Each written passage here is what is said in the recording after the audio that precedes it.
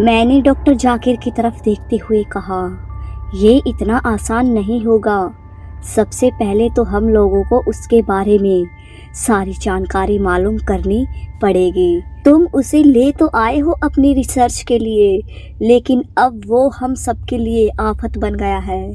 मुझे लगता है सुबह होते ही इसका शरीर बेजान हो जाता है। फिर डॉक्टर जाकिर ने कहा, सबसे पहले तो हमें इसे एक रात मेरे टेंट में रखकर इस पर नज़र रखनी पड़ेगी।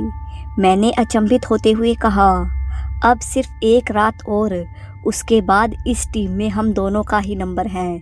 इस बात का ध्यान रखो। अरे तुम परेशान मत हो, मैं अपने उन साथियों को रात में गश्त करने के लिए लगा दूंगा जिसके पास बंदूकें हैं, और हम दोनों मेरे टेंट के पीछे से इस पर नज़र रखेंगे। डॉक्टर जाकिर ने विश्वास दिलाते हुए कहा। मैंने भी सहमति जताई। अब रोशनी हो गई थी, क्योंकि सूरज ने एक लंबी, थकान भरी और भयानक रात के बाद अपना मुंह दिखाया था। हम लोग फ्रेश हुए और आगे बढ़ने की तैयारी करने लगे।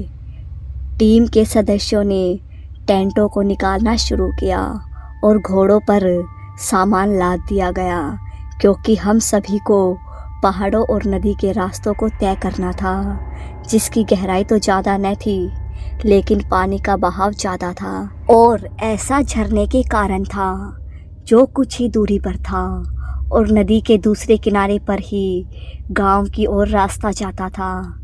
किसी तरह हम लोगों ने नदी पार की, जिसमें एक घोड़े का नुकसान होते होते रह गया। मैंने उसे बड़ी ही कुशलता से बहने से बचा लिया। आखिर इतने सालों से हमारे परिवार में अरबी घोड़ों का व्यापार होता आया था।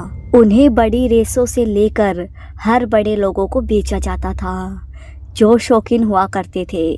बस मैंने ही पढ़ाई लिखाई करके अपनी अलग पहचान बनाई, और अगर आज की रात इस कुदरत के करिश्मे जैसी मौत का राज पूरी तरह से नहीं जाना और इसको रोका नहीं गया, तो वो पहचान भी मिट ही जाएगी।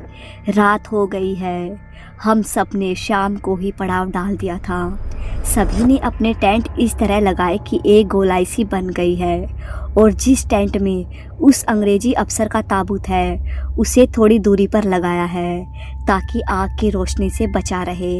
ऐसा करने का यह भी एक कारण है कि हम लोग जो पीछे से उस ताबूत पर नज़र रखेंगे तो हमारी परछाई दिखाई नहीं देगी। लालटेन की रोशनी तो पहले ही धीमी कर दी गई थी। उस टेंट के पीछे झाड़ियाँ भी हैं, तो हम दोनों को छुपने में भी सहायता मिलेगी। रात का खाना ख़त्म होते ही सबने फैसला किया कि कौन रात में पहरा देगा। सबने तय किया कि जिसके पास हथियार हो और उन्हें चलाने की अच्छी तरह से अनुभव हो, वही पहरा देगा। हमारे पास 4 तरह के हथियार थे और साथ ही 5 राइफलें भी थी।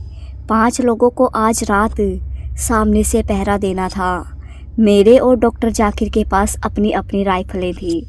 मैं और डॉक्टर जाकिर 12 बजे से पहले ही अपनी अपनी जगह छुपकर टेंट में किए गए छेद से झांकने लगे थे, क्योंकि कुदरत का ऐसा अजूबा कभी कभी देखने को मिलता है। साथ ही हमारे दिलों में डर भी था, कहीं पकड़े न जाएं और मरना पड़े। रात काफ़ी काली थी, ऊपर से कोहरे ने भी चादर चढ़ा रखी थी। जंगल के जानवर भयानक आवाज़ें निकाल रहे थे, जिनमें सबसे ज़्यादा भेड़ियों के रोने की आवाज़ डरावनी लग रही थी।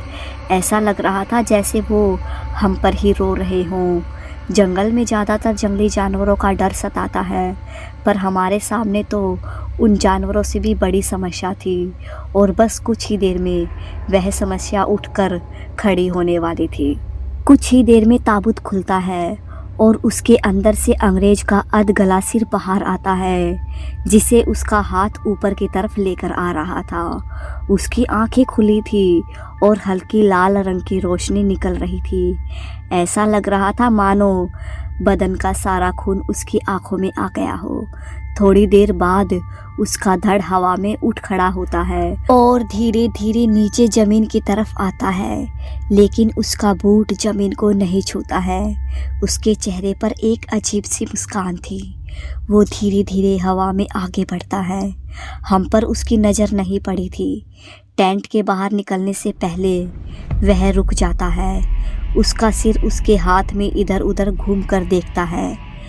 काफ़ी कड़ा पहरा था। वह थोड़ी देर कुछ सोचता है, फिर तुरंत बाहर निकलकर अपना सिर अपनी गर्दन पर लगाता है और तेज लाल रोशनी चमकती है। सामने के पहरेदारों की आंखें चकाचौंध हो जाती है। उन्हें दिखना बंद हो जाता है, जैसे कोई तेज चमकदार रोशनी आंखों पर पड़ने से होता है, और वह सीधा अपने शिकार के टेंट में घुस जाता है। वहाँ से भयानक चीख निकलती है और हमारे टीम का वो सदस्य उस भयानक चेहरे को देखकर मर जाता है। मैं और डॉक्टर जाकिर अब तक सामने आ चुके थे और उस टेंट के पास पहुंचने ही वाले थे कि वो बड़ी तेजी से अपने ताबूत में जाकर सो गया। उसकी गजब की तेज रफ्तार थी।